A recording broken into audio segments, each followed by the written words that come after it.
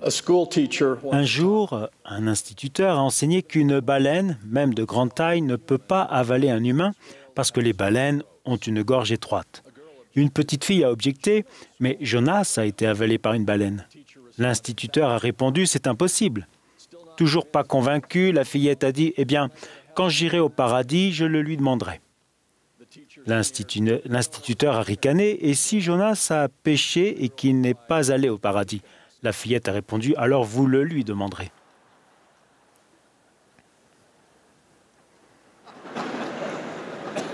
Nous rions, mais nous ne devons pas passer à côté de la force que l'histoire de Jonas procure à chaque personne qui recherche humblement le bonheur, en particulier celle qui traverse des moments difficiles.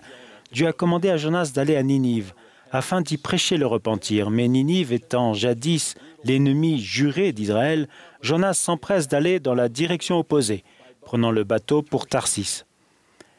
Pendant qu'il est sur la mer, fuyant son appel, arrive une violente tempête qui menace de faire chavirer son navire. Certain que sa désobéissance en est la cause, Jonas se porte volontaire pour qu'on le jette par-dessus bord. Cela calme la mer en furie et sauve ses compagnons de bord. Miraculeusement, Jonas échappe à la mort quand un grand poisson que le Seigneur fait venir l'engloutit.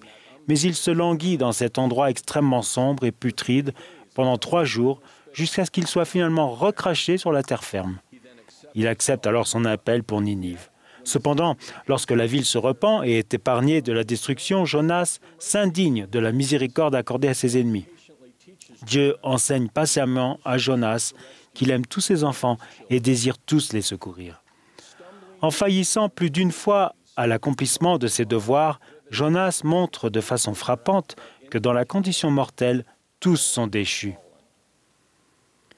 Nous ne parlons pas souvent du témoignage de la chute, mais le fait d'avoir une compréhension doctrinale et un témoignage spirituel des raisons pour lesquelles chacun de nous, sans exception, est confronté à des difficultés d'ordre moral, physique et de circonstances est une grande bénédiction.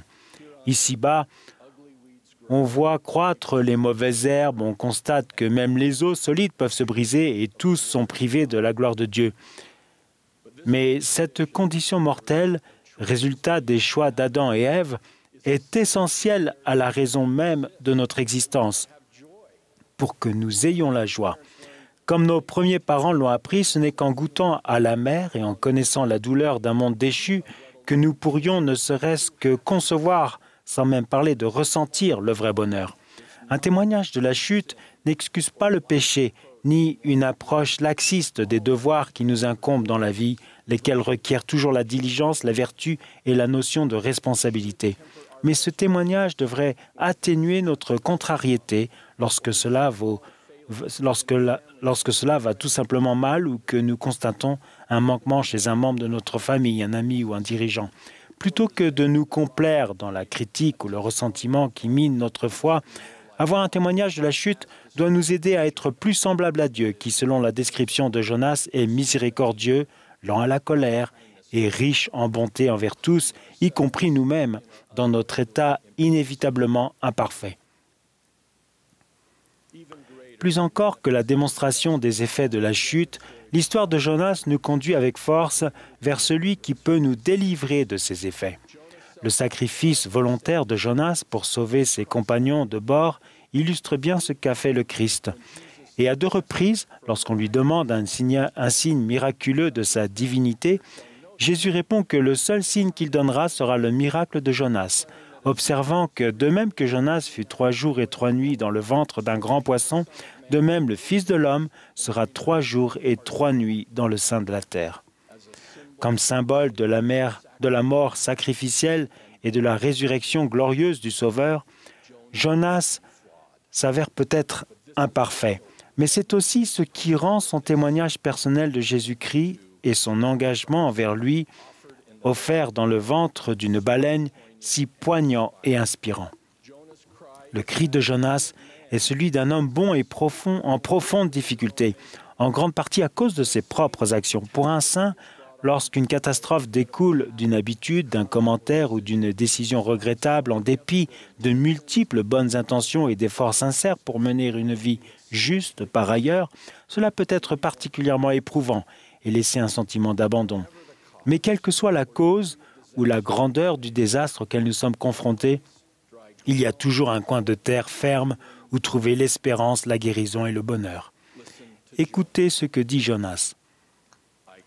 Dans ma détresse, j'ai invoqué l'Éternel et il m'a exaucé. Du milieu du séjour des morts, j'ai crié. Tu m'as jeté dans l'abîme, dans le cœur de la mer, et les courants d'eau m'ont environné. Et je disais, je suis chassé loin de ton regard, mais je verrai encore ton saint temple.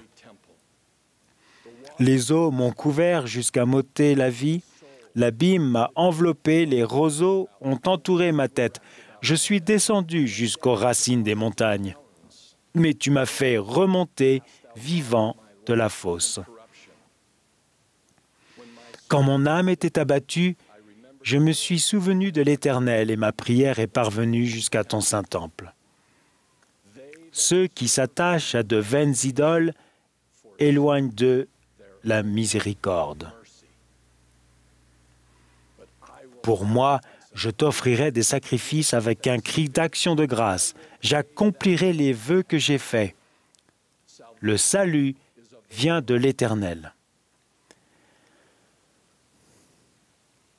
Bien que cela remonte à de nombreuses années, je peux vous dire exactement où j'étais assis et ce que je ressentais lorsque, profondément englouti dans les entrailles d'un enfer personnel, j'ai découvert cette écriture.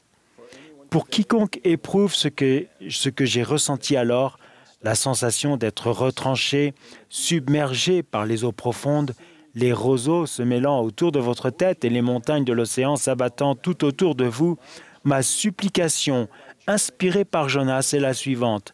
N'éloignez pas de vous la miséricorde. Vous avez un accès immédiat à l'aide et à la guérison divine en dépit de vos faiblesses humaines. Cette miséricorde merveilleuse vient par et à travers Jésus-Christ.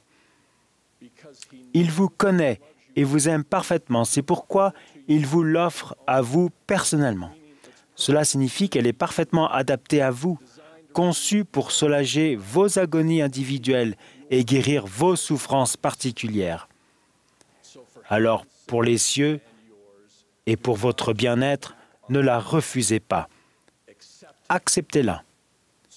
Commencez par refuser d'écouter les vaines idoles de l'adversaire, lequel pourrait vous tenter en vous laissant croire que le soulagement se trouve dans la fuite, voguant loin de vos responsabilités spirituelles. Au contraire, suivez l'exemple du Jonas repentant. Invoquez Dieu.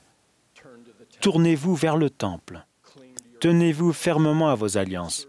Servez le Seigneur, son Église et autrui dans un esprit de sacrifice et d'action de grâce. Ce faisant, vous obtiendrez la vision de l'amour spécial de Dieu qui émane des alliances, ce que la Bible hébraïque appelle Hesed. Vous constaterez et ressentirez le pouvoir des tendres miséricordes loyales, indéfectibles et inépuisables de Dieu qui peuvent vous rendre puissant au point même d'être délivré de tout péché ou revers.